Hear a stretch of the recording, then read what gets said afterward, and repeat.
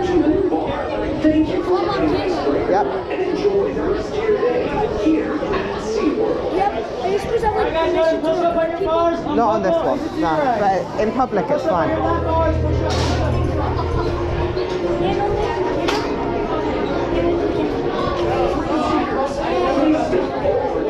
Once seated, please buckle your seatbelt. When instructed to do so, carefully hold down on your lap bar.